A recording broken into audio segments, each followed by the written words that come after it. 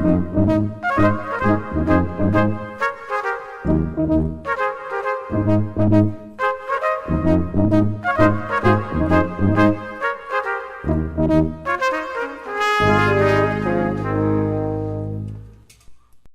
graça e paz de nosso Senhor Jesus Cristo.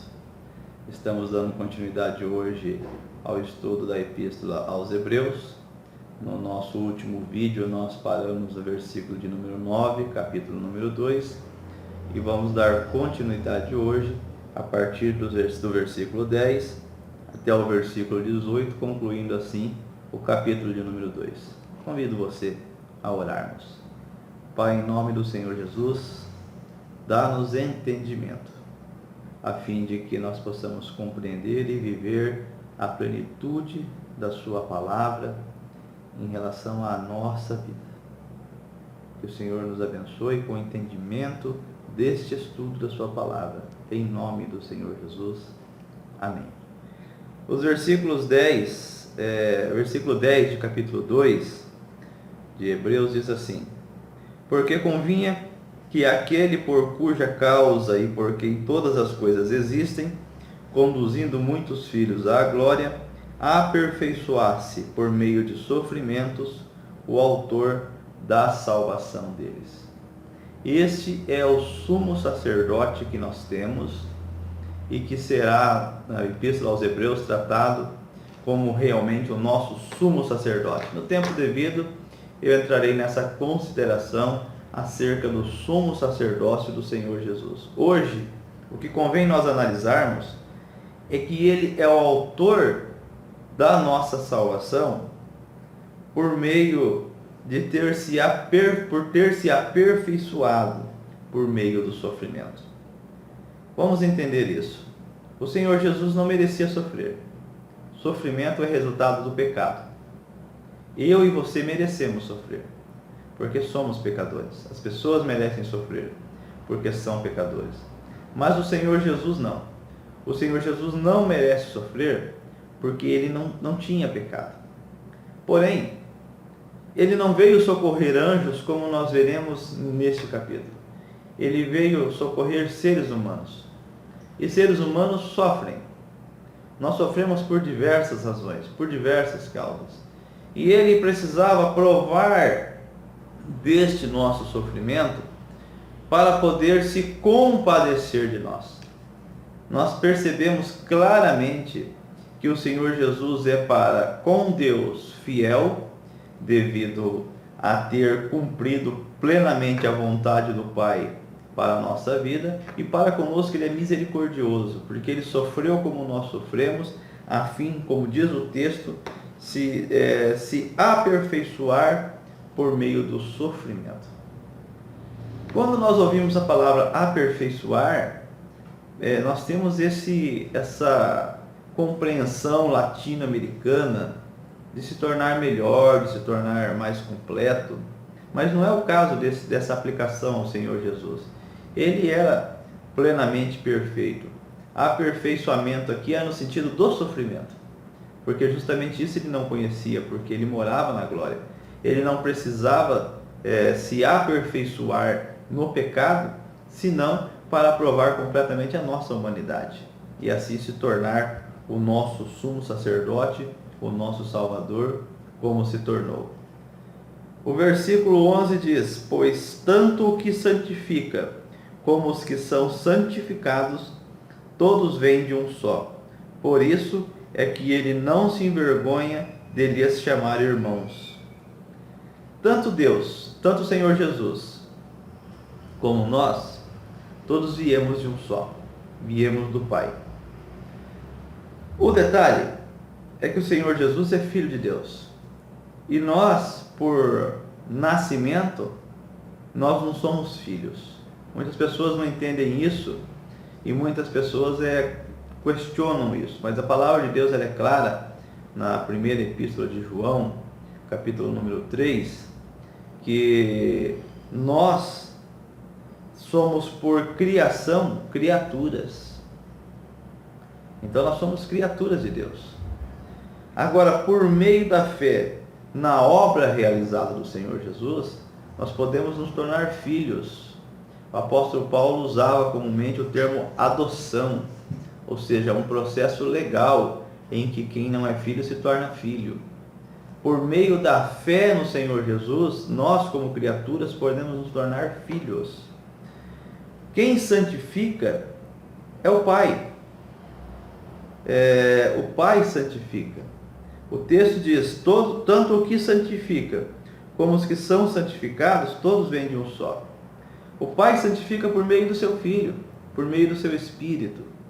Então, tanto o Senhor Jesus, que santifica, ele veio do Pai, quanto nós, os que nos tornamos filhos, mas que já éramos criaturas, viemos do Pai também. Todos nós. E é por isso mesmo que o Senhor Jesus nos chama de irmãos. Quem são os irmãos, então, do Senhor Jesus? Somente aqueles que se tornaram filhos de Deus. Quem é que se tornou filho de Deus? Aqui está a importância. A importância desse versículo está aqui. Quem é que se tornou filho de Deus? Todas as pessoas? Não. Não são todas as pessoas. A obra do Senhor Jesus foi para todas as pessoas? No meu entendimento, sim. No que eu consigo entender da palavra de Deus, sim. A obra do Senhor Jesus foi para todas as pessoas. Porém, todas as pessoas o receberam como Senhor e Salvador? Vemos claramente que não. Vemos claramente que muitas pessoas estão numa situação de rebelião contra Deus. Então, não. Não são todos que se tornaram filhos de Deus. Então, nossa primeira parada nesse estudo, nossa primeira compreensão. Você se tornou filho de Deus? Você recebeu no seu coração essa graça do Senhor Jesus por meio da fé? O Espírito Santo testifica no seu coração que você vai morar com Deus? Você é um filho de Deus? Essa é a primeira coisa e a mais importante que você tem que analisar. Porque se você não analisa isso, se você não é um filho de Deus, você não vai morar com Deus um dia. Muito bem. O versículo 12 diz assim, dizendo: a meus irmãos declararei o teu nome, cantar-te-ei louvores no meio da congregação. A meus irmãos declararei o teu nome, o nome do Pai. Aqui citando o Velho Testamento, os Salmos 22, 22, como eu disse no estudo anterior, o tempo todo é normal o autor, principalmente o autor dos Hebreus, citar o Velho Testamento. Compre uma Bíblia de estudo quando você quiser ver essas citações. Compre uma Bíblia de estudo, porque na Bíblia de estudo você tem o texto e aqui no meio você tem aquele versículo e a citação do Velho Testamento naquele versículo. Outra vez, porém nele a minha confiança. O Pai depositou no Senhor Jesus a sua confiança da sua obra. E essa obra foi manifesta aos seres humanos. E ainda, eis aqui estou, eu e os filhos que Deus me deu. Filho, numa compreensão de irmãos, numa compreensão de comprados, isso dentro do contexto, judaico da época. Ou seja, todos aqueles que ele levou para o Pai. Nós somos irmãos do Senhor Jesus, porque ele nos comprou, ele nos adquiriu e ele nos levou, ele tomou a posse da nossa vida através da redenção, entregando-nos ao Pai, isso porque nós cremos na sua obra.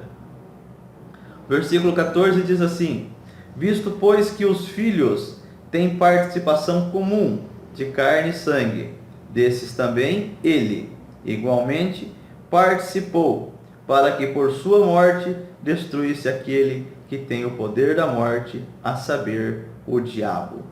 Muitas pessoas, elas não entendem, elas se perguntam, por que o Filho de Deus precisava vir ao mundo sofrer como sofreu? Poucos creram nele, as pessoas o crucificaram, por que ele teve que vir? Muitas pessoas não entendem isso. Bem, aqui está a explicação. Entre outras explicações da palavra, aqui está uma, Como os filhos têm participação comum de carne e sangue, portanto, de sofrimento, portanto, participação comum nos sofrimentos desse mundo. Outro dia uma pessoa me dizia: eu tenho sofrido muito, tenho sofrido demais, ore por mim. Às vezes as pessoas não entendem isso. Elas querem que alguém que crê em Deus ore por ela. Bem, nós devemos orar por aqueles que sofrem. Mas se aquele que sofre fica dependendo da oração de outro, qual o recado ele está passando? Que Deus abençoe a ele, para que depois que ele estiver bem, Deus continue no lugar dele e ele continue vivendo a sua vida? É essa a proposta? E a proposta então de se achegar a Deus, para ter então a bênção de Deus para uma vida melhor. Então as pessoas sofrem, participação comum de carne e sangue. Então ele próprio, o Senhor Jesus, quis participar desta humanidade sofredora, desta humanidade que geme devido ao pecado. Ele, que não era pecador, se fez pecado para sofrer a nossa humanidade. E já vamos entender o porquê ainda nesse capítulo. Então ele participou para que por sua morte, como todas as pessoas morrem, ele morresse também, houvesse uma diferença. As pessoas morrem e precisam de Deus para voltar à vida. Agora o Senhor Jesus ressuscitou, e pela sua ressurreição, diz o versículo 14, ele destruiu aquele que tem o poder da morte, a saber, o diabo. Bem, aqui nós precisamos de uma pausa. Aqui nós precisamos ir a Romanos, capítulo 5, versículos 12 e 14, para nós lermos o seguinte: portanto, assim como por um só homem entrou o pecado no mundo, e pelo pecado a morte, assim também a morte passou a todos os homens, porque todos pecaram. Porque até o regime da lei havia pecado no mundo, mas o pecado não é levado em conta quando não há lei. Entretanto, reinou a morte desde Adão até Moisés, mesmo sobre aqueles que não pecaram, à semelhança da transgressão de Adão, o qual prefigurava aquele que havia de vir. Vemos claramente Paulo dizendo que até o regime da lei essa necessária para levar em conta o pecado, mas até o regime da lei a morte reinava. Por que é que a morte reinava? Deus disse: aquele que pecar, esse morrerá. Portanto, a morte, ela é a maldição decorrente da desobediência. Desde que Adão pecou, a morte reinou sobre ele, e reinou também sobre a descendência dele, porque a sua descendência pecou à semelhança da sua transgressão. Nós vimos um dos filhos de Adão, Caim, matar um de seus irmãos, Abel. Nós vimos Lameque, descendência de Caim, matar porque lhe pisaram no pé. E ele não se arrependeu de matar, ele se orgulhava, ele contava para sua esposa: ouçam, eu feri um por isso, eu matei outro porque pisou no meu pé. Então a morte passou às pessoas, e a morte passou a reinar, a morte passou a ter um reinado. Então, nós percebemos que o Senhor Jesus, com a sua morte, mas não somente com a sua morte, mas a sua ressurreição, pois a ressurreição sua é a vitória sobre a morte, com a sua vitória sobre a sua morte, ele destruiu o poder da morte, destruiu aquele que tem o poder da morte, a saber, o diabo.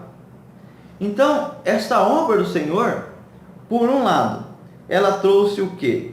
Ela trouxe vitória sobre a morte. Mas ela não trouxe somente isso. Veja o versículo 15. E livrasse todos que, pelo pavor da morte, estavam sujeitos à escravidão por toda a vida. Trouxe também libertação. Ah, que coisa maravilhosa. E que às vezes nós não ponderamos. Nós somos libertos pelo Senhor Jesus. Nós não estamos sujeitos mais à escravidão do pecado. Muitas pessoas não entendem isso, porque daí quando eu digo assim, elas pensam: ok, então eu não vou pecar mais. Bem, a palavra de Deus diz que aquele que diz não tem pecado, ele é mentiroso. Porém, Nós não fomos libertos pelo Senhor Jesus para nós vivermos praticando os pecados que nós praticávamos. Nós fomos libertos da escravidão do pecado. Na nossa humanidade somos tentados, e como tentados nós podemos pecar. Mas nós não somos mais escravos do pecado. Nós fomos libertos pelo Senhor Jesus. Essa é a obra que ele veio fazer. Esta é a obra que João Batista entendeu e quando viu, diz: eis o Cordeiro de Deus que tira o pecado do mundo. Então nós não somos mais escravos do pecado. E o versículo 16 diz: pois ele evidentemente não socorre anjos, mas socorre a descendência de Abraão. Os anjos, lá no passado, um tanto deles, parece-me que 1/3, segundo o entendimento bíblico, se rebelou contra Deus. Mas os anjos que permaneceram no céu são fiéis, e eles não são tentados, e eles são fiéis a Deus, então eles não precisam de socorro. Eles estão bem, muito bem, seguindo o propósito original da sua criação. Agora nós não, nós somos tentados e o Senhor Jesus nos socorre. Então você precisa de socorro hoje? Peça socorro a Ele, ao Senhor Jesus. Você não está bem? Você está perdendo a luta para o pecado, perdendo a luta para você mesmo, perdendo a luta nesse mundo? Peça socorro. O Senhor Jesus te ama tanto, Ele quer ser o seu socorro. Deixa eu te falar mais uma coisa, entenda isso, por favor, preste atenção nisso. Se você passa por sofrimento e você não dobra os seus joelhos no chão e não clama pelo socorro do Senhor Jesus, você não está dando a Ele o crédito que Ele merece por ter morrido na cruz por você. Ele morreu na cruz e ressuscitou para ser o seu Salvador. Mas Ele não quer ser o seu Salvador que terá importância só quando te levar para o céu, não. Ele quer ter importância socorrendo você nas horas de angústia, nas horas de dor, nas horas de sofrimento da sua vida. E o que você precisa fazer? Clamar, dobrar os seus joelhos, fecha a porta do seu quarto, fica sozinho, fica sozinha e clame ao Senhor. E sinta o poder maravilhoso, amoroso dele encher a sua alma e socorrer a você completamente com um amor que você não vai conhecer em ninguém mais. O versículo 17 diz assim: por isso mesmo convinha que em todas as coisas se tornasse semelhante aos irmãos, para ser misericordioso e fiel sumo sacerdote nas coisas referentes a Deus e fazer propiciação pelos pecados de todos. Se tornasse semelhante aos irmãos, ser humano, para ser misericordioso, esse é o objetivo, fiel sumo sacerdote, aquele que nos apresenta, aquele que apresenta, o sumo sacerdote apresentava o sacrifício pelo povo, mas o sacrifício não era ele próprio, era um animal.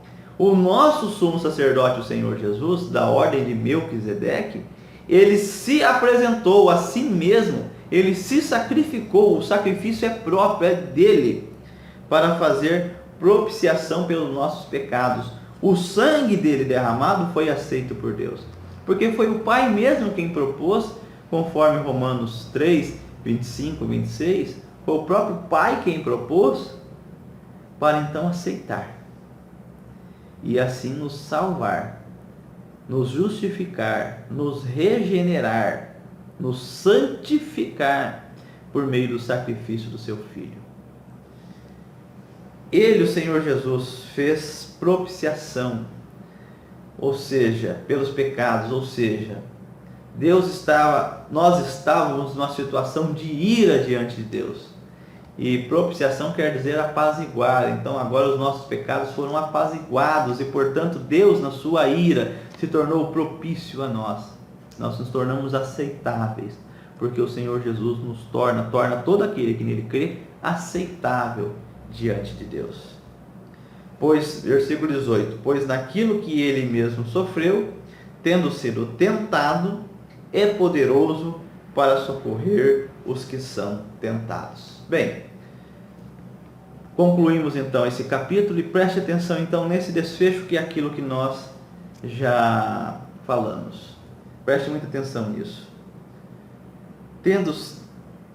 Pois naquilo que ele mesmo sofreu, tendo sido tentado, é poderoso para socorrer os que são tentados. Você entendeu? Naquilo em que você é tentado, ele, o Senhor Jesus, é poderoso para entender a sua tentação, o seu sofrimento e te dar solução, paz, amor para você suportar, para você passar e para você vencer.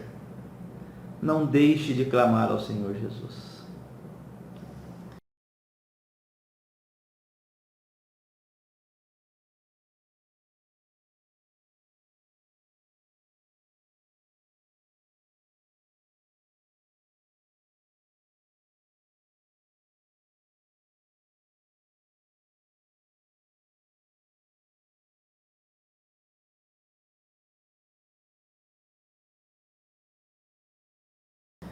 Então, meus irmãos, nós concluímos assim o capítulo número 2. No nosso próximo vídeo, nós falaremos então a partir do capítulo número 3. Este foi mais um momento aprendendo o Evangelho verdadeiro.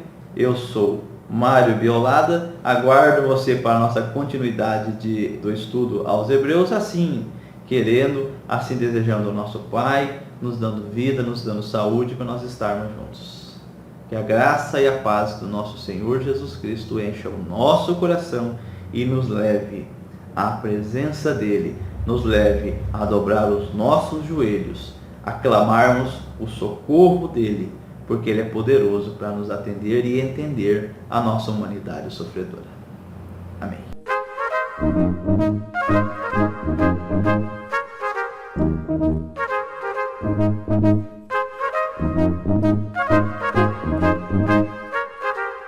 Thank you.